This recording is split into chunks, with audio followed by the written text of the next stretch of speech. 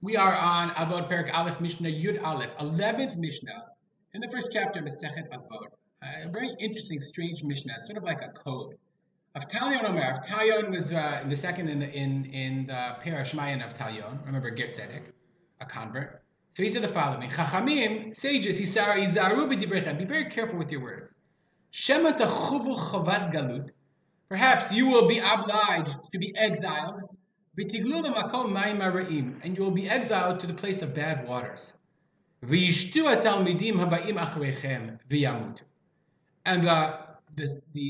students that come after you will drink those bad waters and they will die. It turns out that the name of heaven will be desecrated. So he's speaking in like parable and imagery. So what are these? Like, okay, what do you have to be? The questions we have are: what do you have to be careful about your words? What would bring you to exile? You would be. What is mayim haraim, the bad waters, and what is the drinking of the students, the bad waters, causing them to die? So we'll start with the Rambam. The Rambam says, mayim haraim, bad waters, kinui la'apikorsut. It's a kinui. It's a phrase that for apikorsut, for apostasy. Ve'amru hishamu b'divrechem. Ve'amru, and he says, be careful. B'toche amon. Be very careful when you speak in the public. Do not allow your words to be possibly misinterpreted. Because if there are kofrim, if there are deniers, they'll interpret your words according to their beliefs. The students hear your words secondhand. And they will become apostates. They'll think that you said it.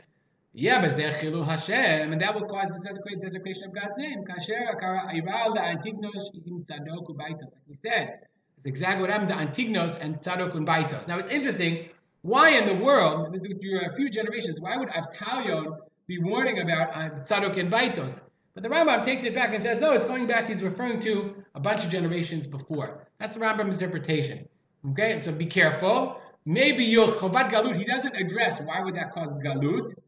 Okay, but it's all a sort of like a metaphor for maybe you'll be exiled spiritually, and that'll cause you to go to bad waters to have students misinterpret you as an apostate, and the students will misunderstand. So the Rambam sees that whole thing as an allegory of some kind of metaphor.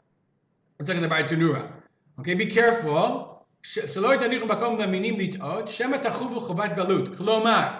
Meaning, same thing, even though where you are, there are no apostates. Maybe you will sin, or your words will cause sins, and that will cause you to go into galut, and then you'll be exiled. And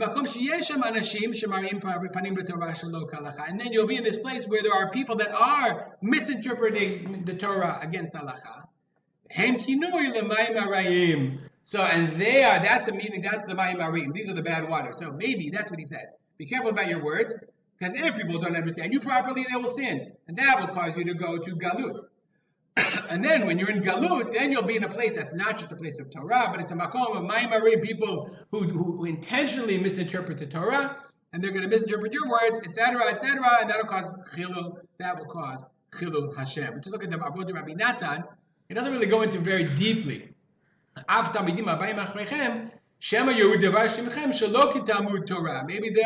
students coming after you will interpret you badly. And that will bring to galut. So it seems like it's the other way around.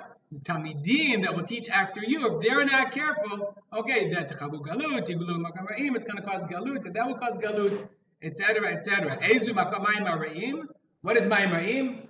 Havi omer ba'it'avu ba'goyim v'yumedu ma'asehem. Okay, being mixed in with the nations of the world. Okay, t'chayvu galut v'tiglu makom ma'im ha'im.